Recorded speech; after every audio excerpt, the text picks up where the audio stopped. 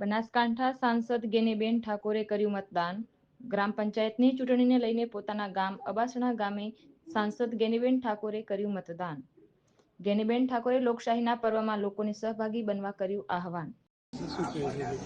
સમગ્ર રાજ્યમાં પંચાયતી રાજની ગ્રામ પંચાયતોની 7,500થી વધારે બીજા તબક્કાની ચૂંટણીઓ યોજાઈ રહી છે, ત્યારે સમગ્ર રાજ્યમાં 600થી વધારે પંચાયતો બિનહરીફ થઈ છે. એની સાથે 69 જેટલી પંચાયતો બનાસકાંઠાની અંદર પણ સમરસ થઈ છે. આ તમામ સમરસ પંચાયતોને, સરપંચોને, ગામના મતદારોને અભિનંદન આપું છું.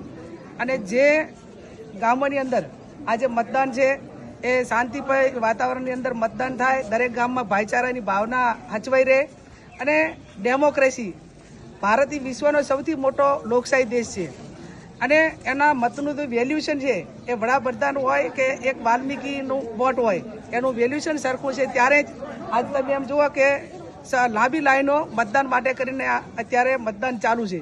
એટલે સૌ મતદારોને પણ હું અભિનંદન આપું છું કે એમણે ડેમોક્રેસી લોકશાહીમાં પોતાનો મતાધિકારનો ઉપયોગ કરીને પોતાને ગમતા સરપંચને ચૂંટવા માટેનો જે બંધારણીય હક મળ્યો છે એનો પૂરેપૂરો ઉપયોગ કરી રહ્યા છે.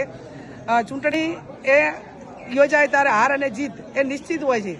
જે સરપંચ જીતે એ તમામ ગામ લોકોને સાથે રાખીને ગામનો વિકાસ કરે અને જેને પરિણામ નથી આવ્યું એ બીજી વખત પ્રયત્ન કરે, પણ એક સમરસતાનો ભાવ અને ગામની અંદર ભાઈચારાની ભાવના હચવાઈ રહે એવી હું તમામ મતદારોને અને સૌ એમના ઠેકેદારોને, ઉમેદવારોને એમની પાસે અપેક્ષા રાખું છું, એમને વિનંતી કરું છું.